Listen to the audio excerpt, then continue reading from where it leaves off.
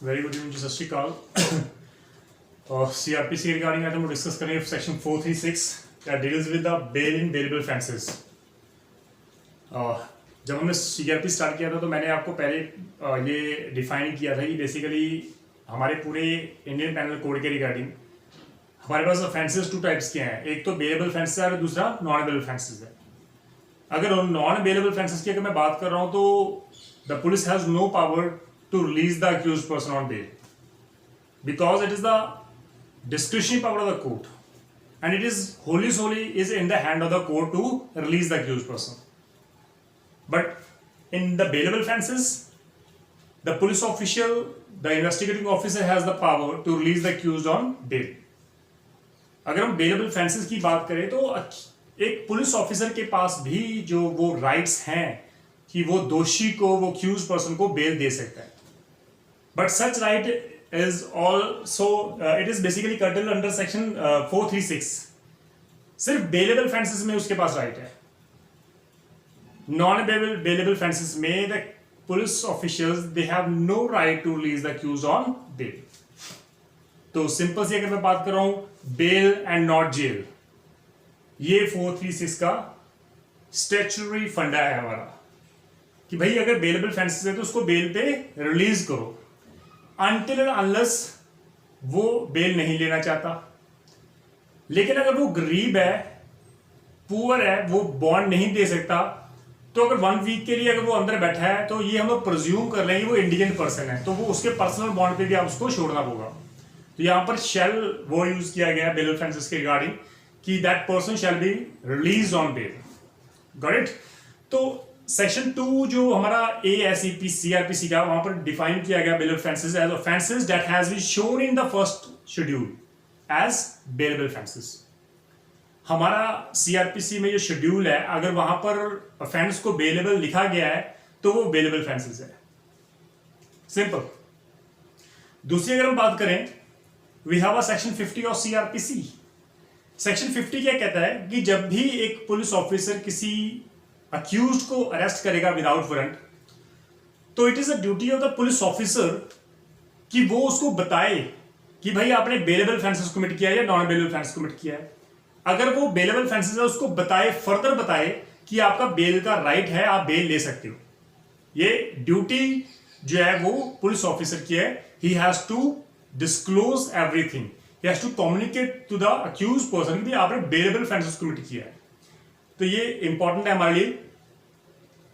दूसरी बात अगर हम बात करें 436 के रिगार्डिंग तो वहां पे वो लिखा such person shall be release on bail. That is shall word use किया। It is the mandatory thing, it is the mandatory. Shall means a mandatory, right? तो इसको प्लीज ध्यान में रखना। दूसरी इंपॉर्टेंट बात अगर बात करें तो सबसे पहले हम लोग बेरेट लैंग्वेज को देख लेते हैं। बेरेट लैंग्वेज क्या कहती है?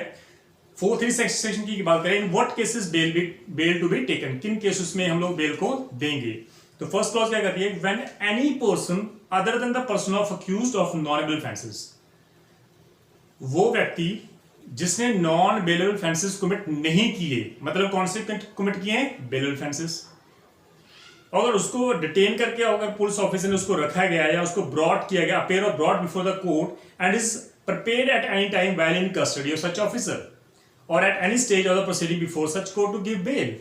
यहां पर 2 वर्ड यूज किए हैं, police officer and court. Suppose police officer bail नहीं दे रहा आपको, तो भाई आपके पास एक अल्टरनेटिव रेमेडी भी है कोर्ट, तो कोर्ट आपको दे देगी। कोर्ट कहेगी भाई ये तो बेलेबल ऑफेंस है, आप इसको बेल दो। अगर पुलिस ऑफिसर नहीं देते तो कोर्ट दे देगी, अदरवाइज द पुलिस ऑफिसर जो है उसको बेल देगा, वो उसको रिलीज करेगा। Provided that such officer court if he or it think fit may instead of taking bail from such person discharge him on his executing a bond without surety for his appearance.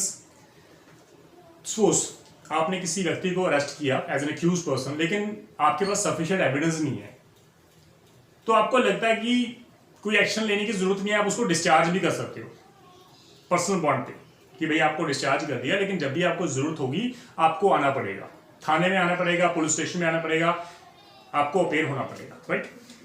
Further proviso लिखी है, provided that further nothing in this section shall be deemed to affect the proviso of subsection 3 of section 116 and section 446A। Cancellation of bail bound की बात कर रहे हैं 446A, ये पूरा section 436 उस सेक्शन को अफेक्ट नहीं कर रहा, वो इंडिपेंडेंट सेक्शंस है। सेक्शन 116 की थर्ड क्लॉज वो इंडिपेंडेंट सेक्शंस है। गुड बिहेवियर और पीस मेंटेन करने के लिए सोसाइटी में आपके अगेंस्ट एक्शन लिया जाता है और आपको डिटेन किया जाता है। ये एक बिल्कुल सेपरेट सेक्शंस हैं। यहाँ पर 436 का राइट अवेलेबल नहीं है। ये इंपॉर्टेंट थिंग है। तो दूसरी फर्दर बात करें तो we have a explanation tagged under section 436, that is कि when a person is unable to give bail within a week, अगर accused person एक हफ्ते में 1 week में bail नहीं ले रहा तो we presume that he is an indigent person, he is a poor person, he has no money, he has no money, तो वो definitely it is a duty of the police officer कि वो उसको personal bond पर उसको release कर दे। So 1 week का time है। अगर 1 वीक हो गए, वो अक्यूज अभी भी जेल के अंदर है, तो भाई बात खत्म। आप प्रिज्यूम कर लो वो इंडियन पर्सन है, उसको पर्सनल बॉन्ड पे छोड़ो। It is the duty. Second clause says कि when a person has failed to comply with the condition of the bail bond, like जब भी बेल बॉन्ड पे आपको रिलीज किया जाता है तो पुलिस ऑफिसर जो है वो आपको कंडीशंस जो है वो बता देता है। लाइक सपोज आप कोई बेल फर्दर ऑफेंस नहीं कमिट करोगे, आप डिस्टर्बेंस क्रिएट नहीं करोगे, आप एविडेंस को टैंपर करने की, विटनेस को टैंपर करने की कोशिश नहीं करोगे, विटनेस को थ्रेट करने की कोशिश नहीं करोगे। एंड व्हेनेवर जब भी पुलिस ऑफिशियल जो है वो आपको बताएगा आने के लिए, तो आपको अपेयर होना पड़ेगा पुलिस स्टेशन में। नाउ सपोज सेकंड क्लॉज क्या कहती है कि अगर वो पर्सन अक्यूज्ड पर्सन फेल हो गया, वो उन कंडीशंस को कंप्लाई नहीं कर रहा, तो बात खत्म। जब भी नेचुरल उसकी बेल बॉन्ड तो वो हम लोग कैंसिल कर देंगे। तो वहां पर लिखा गया है कि with the condition of bail bond, अगर वो नहीं कंप्लाई कर रहा है as regards the time and place of attendance, वो अटेंड नहीं कर रहा, द कोर्ट में refuse to release him on bail. अगर वो कोर्ट में दोबारा आता है तो कोर्ट उसको रिलीज नहीं करेगी, right. When a subsequent occasion in the same case he appears before the court, जब सब्सिक्वेंट ओकेजन में वो कोर्ट के सामने आया बेल लेने के लिए, तो वो कोर्ट उसको रिफ्यूज कर देगी। पहले आपने बेल बॉन्ड की जो कंडीशन है वो ब्रीच किया, हम लोग आपको बेल पे नहीं रिलीज करेंगे। ये इंपॉर्टेंट थिंग है। बट स्टिल यहाँ पर बोल लिखा है सेम केस ही page and any such refusal shall be without prejudice to the power of the court to call upon any person bound by such bond to pay the penalty thereof. Now suppose मुझे bail पर release किया गया, लेकिन मेरी surety जो ए ने दी है, ए कहता है भाई देखो हरप्रीत साहब को जब आप मर्जी बुलाओ, ये आपको कोर्ट आपके थाने में आ जाएंगे, आपके पुलिस स्टेशन में आ जाएंगे। ये मैं गारंटी ले रहा हूँ, ए मेरी गारंटी ले रहा है कि जब भी पुलिस स्टेशन में कॉल किया जाएगा हरप्रीत सर आएंगे, लेकिन मैंने ब्रीच कर दी। अब जो ए वो श्योरिटी है मेरा, तो कोर्ट जो है वो उस श्योरिटी के अगेंस्ट भी एक्शन ले सकते हैं। भाई आप बेल बॉन्ड भरो, जो आपने श्योरिटी का अमाउंट की जो श्योरिटी ली थी वो आप कोर्ट में डिपॉजिट करा दो। तो ये पेनल्टी है, it's a kind of penalty, ये इंपॉर्टेंट है। अगर बात करें फर्दर, द पर्सन जो है वो who has been released on bail by the police should seek fresh bail from the court. ये काफी इंपॉर्टेंट थिंग है। लाइक सपोज किसी अक्यूज्ड द्वारा बेलेबल ऑफेंस कमिट किया गया, पुलिस ने उसको बेल दे दी। भैया तो पुलिस ने दी है बेल। इन्वेस्टिगेशन कंप्लीट करने के बाद 173 सेक्शन में पुलिस अपनी फाइनल रिपोर्ट सबमिट कर देती है ना। पुलिस का यहां पर बिल्कुल रोल खत्म। अब कोर्ट के ऊपर सारा रोल आ गया। कोर्ट उसको सबमिट करेगी अक्यूज को। जब अक्यूज आएगा तो उसको कहेगी भाई देखो अब यहां पर दोबारा मेरी कोर्ट में आप दोबारा से बेल लो। उसको फ्रेश बेल लेनी पड़ेगी कोर्ट में, क्योंकि वो पुलिस ऑफिसर की थी ड्यूरिंग इन्वेस्टिगेशन।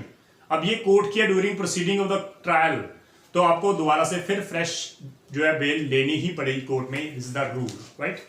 दूसरी इंपॉर्टेंट बात, अगर हम बात करें Motiram versus state of MP के रिगार्डिंग, तो यहां पर कोर्ट ने कहा कि बेसिकली जो बेल बॉन्ड है, लाइक पुलिस ऑफिसर कहती है 50,000 का बॉन्ड भर दो आप, 80,000 का बॉन्ड भर दो आप, 10 लाख का बॉन्ड भर दो।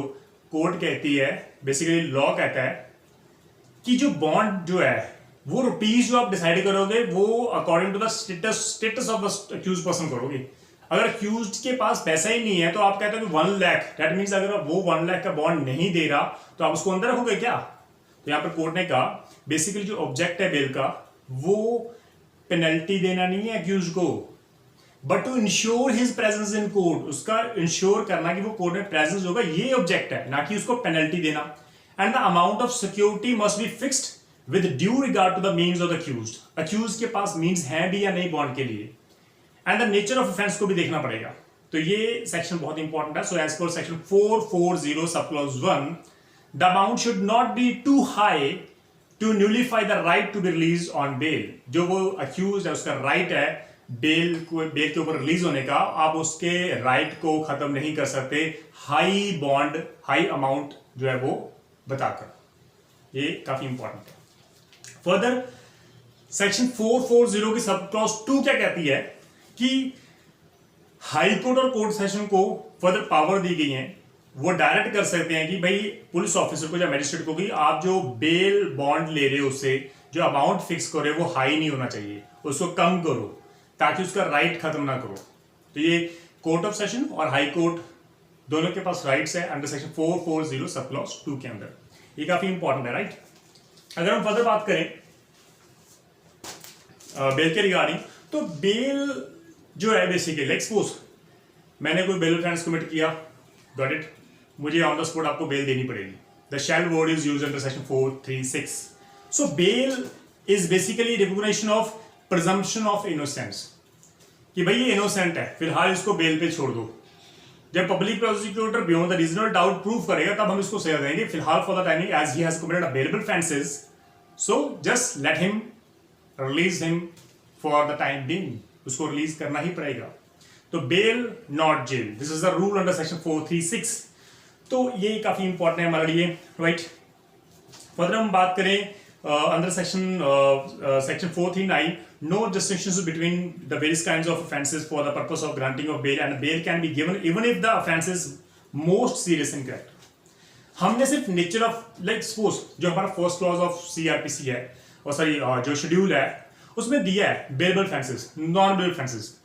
वो बेलेबल ऑफेंसेस अगर लिखा गया है तो आपको रिलीज करना ही पड़ेगा, उसकी सीरियसनेस छोड़ दो, क्योंकि जो बेसिकली शेड्यूल में उसने उसको अगर मेंशन किया है बेलेबल तो वो बात ही खत्म हो गई, तो उसको रिलीज करना ही पड़ेगा, राइट। अब हम बात करें कैंसिलेशन ऑफ बॉन्ड के रिगार्डिंग। कैंसिलेशन ऑफ बॉन्ड को कब कैंसिल किया जाएगा, क्योंकि डेफिनेटली किसी पर्सन को अगर बेलेबल ऑफेंसेस में अगर आपको उसको छोड़ रहे हो तो बॉन्ड तो लोगे ना, चाहे वो विद श्योरिटी है विदाउट श्योरिटी है, पर्सनल बॉन्ड है, उससे कोई फर्क नहीं पड़ता, बॉन्ड तो ले रहे हो ना। तो कैंसिलेशन ऑफ बॉन्ड की रिगार्डिंग में बात कर रहे हैं, right. Power to cancel a bail has been given to the court and not to the police officer. अगर पुलिस ऑफिसर आपको बेल दे रहा है तो वो कैंसिल नहीं कर सकता। The such right is given to the court alone, सिर्फ कोर्ट के पास ही राइट है, right. The court which granted the bail can alone cancel it. जो मैजिस्ट्रेट फर्स्ट क्लास उसको बेल दिया सिर्फ वही मैजिस्ट्रेट उसको कैंसिल कर सकता है, लेकिन the bell granted by the police officer can not be cancelled by the court of magistrate but by the high court और कोर्ट ऑफ सेशन। अगर पुलिस द्वारा बेल दी गई तो मैजिस्ट्रेट फर्स्ट क्लास को कैंसिल नहीं कर सकता, कैंसिल करने की पावर हाई कोर्ट या कोर्ट ऑफ सेशन में ही है। बेलेबल ऑफेंसेस में अगर पुलिस ऑफिसर उसको बेल दे दिया तो judicial magistrate of first class has no power to cancel the bail, but that power is given to the high court and the court of session। दोनों के पास उसके पास rights हैं, वो कैंसिल भी कर सकते हैं। अगर हम बात करें further as to the cancellation of bail granted in bail offenses, a magistrate has no power। तो वो तो मैंने आपको पहले बोले मैजिस्ट्रेट के पास तो पावर ही नहीं उसको कैंसिल करने की, but the court of session जो है वो बेसिकली यहाँ पर एक इंपॉर्टेंट बात और है, court of session can't cancel the bail which has already been granted by the high court। अगर हाई कोर्ट ने ग्रांट कर दी बेल तो कोर्ट ऑफ सेशन कैंसिल कर ही नहीं सकता, ये भी एक इंपॉर्टेंट बात है। लेकिन अगर नए सर्कमस्टांसेस सामने आ गए तब कोर्ट ऑफ सेशन के पास भी राइट है कि उसको उसकी बेल कैंसिल कर सकती है। अब किन ग्राउंड्स के ऊपर वो बेल कैंसिल कर सकते हैं ये भी इंपॉर्टेंट है। लाइक सपोज फर्स्ट इसके ग्राउंड्स हम लोग देते हैं कि किन ग्राउंड्स के बेसिस पे वो बेल कैंसिल हो सकती है। तो अगर वो person accuse person same offences दोबारा कमिट कर देता है बेल पे जाने के बाद तो उसकी बेल कैंसिल हो सकती है। अगर वो इन्वेस्टिगेशन को टेम्पर करने की कोशिश करे तब भी बेल कैंसिल होगी। अगर वो एविडेंस को टेम्पर करने की कोशिश करे तब भी बेल कैंसिल होगी। अगर वो भागने की कोशिश करे तब भी बेल कैंसिल होगी। अगर वो कमिट कर रहा है ऐसे एक्ट वायलेंट क्रिएट कर रहा है सोसाइटी में या अगेंस्ट द पब्लिक ऑफिसर उसको वायलेंट हो रहा है तब भी बेल कैंसिल होगी। If the life of the accused is in danger, अगर अक्यूज की लाइफ को खतरा है बाहर तब भी बेल कैंसिल कर सकता है। इन सर्कमस्टांसेस में बेल कैंसिल की जा सकती है। ये काफी इंपॉर्टेंट है हमारे लिए। We have one case that is Prahlad Singh Bhali versus NCT Delhi. Prahlad Singh Bhali versus NCT Delhi, ये मैं डिस्क्रिप्शन बॉक्स में इसका लिंक दे दूंगा, उसको प्लीज चेक करना। सुप्रीम कोर्ट ने कहा The power of a magistrate while dealing with the application for grant of bail are regulated by the punishment for the offences in which the bail is sought. Magistrate ने वो देखना ही offences क्या है, section कौन से हैं, किन section में सजा होगी, वो offences बेलेबल है या नॉन बेलेबल है, सिर्फ उसी को आपने चेक करना है. If the punishment for the offence is life imprisonment or death, अगर वो offense की सजा life imprisonment है, डेथ है, तो magistrate should refer the accuse to the higher court. तो उसको आपको रेफर करना ही होगा. You have no power. तो ये काफ़ी इंपॉर्टेंस थे हमारे लिए, इंपॉर्टेंट पार्ट थे, क्योंकि बेलेबल ऑफेंसेस में बेसिकली सिंपल, अगर आप बेल दे रहे हो तो वो तो राइट ही है, ठीक है. लेकिन अगर आपको लगता है कि भाई यहाँ पर जो FIR है वो जो जिन सेक्शंस में वो FIR रजिस्टर्ड हुई है उनके अलावा और सेक्शन भी जो है वो ट्रैक्ट होते हैं जो नॉन अवेलेबल है, तो the court has the power to refuse to give the bell.